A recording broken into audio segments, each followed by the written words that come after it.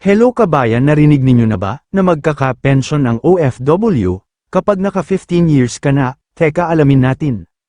Ang mga Overseas Filipino Workers, OFW, ay maaaring makatanggap ng buwanang pensyon sa pamamagitan ng Social Security System, SSS, sa kanilang pagreretiro. Bukod dito, kasalukuyang isinusulong sa Kongreso ang isang nakabukod na OFW Pension Fund Act upang magbigay ng karagdagang pensyon. Kasalukuyang sistema, SSS pension, maaaring mag-ambag ang mga OFW bilang voluntary members o sa ilalim ng OFW Membership Program. Paano magka-pension? Kailangang makumpleto ang hindi bababa sa 120 buwanang kontribusyon bago sumapit ang edad ng pagreretiro. Halaga ng pension, nakadepende ito sa kabuuang halaga ng iyong naipasok na kontribusyon at sa haba ng panahon ng pagbabayad. 2. Ang isinusulong na OFW Pension Fund, OFW Pension Act. May mga nakabinbing panukalang batas, tulad ng Senate Bill No. 252 at House Bill No. 5700, upang magkaroon ng sariling pondo ang mga OFW hiwalay sa SSS at OWA. Panukalang benepisyo, nakapaloob dito ang nakatakdang buwanang pensyon na nagkakahalaga ng 5,000 para sa mga kwalipikadong retirado. Panukalang kontribusyon, popondohan ito ng pinagsamang kontribusyon mula sa mga OFW at ng pamahalaan. 3. Panukalang kwalipikasyon, maaari pang magbago. Sa kasalukuyang mga draft ng batas, ang mga sumusunod ang mga pangunahing mungkahi para maging kwalipikado sa karagdagang pensyon. Edad, hindi bababa sa 55 taong gulang, serbisyo, nakapagtrabaho bilang OFW nang hindi bababa sa 15 taon. Pagpapatunay, nakarehistro sa Department of Migrant Workers, DMW.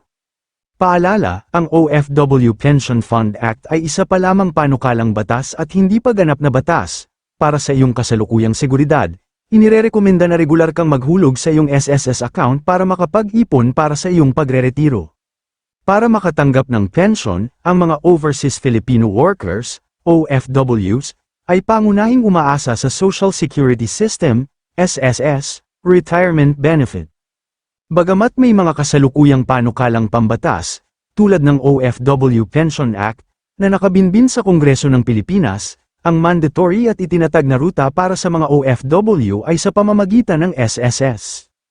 SSS Retirement Benefit Requirements upang maging kwalipikado para sa isang panghabambuhay na buwanang pensyon o isang beses na lump sum sa pagreretiro.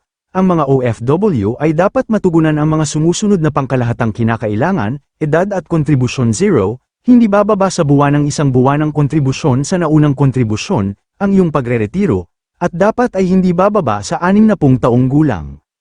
Lump sum benefit, binabayaran sa mga retirees na hindi bababa sa 60 taong gulang ngunit hindi nakamit ang 120 contribution requirement, monthly earnings, para sa land-based OFWs. Ang minimum na monthly salary credit, MSC, ay 8,000 piso. Nangangahulugan ito na ang iyong mga voluntaryong kontribusyon ay ibabatay sa o higit pa sa halagang ito, depende sa iyong idineklara na buwanang kita.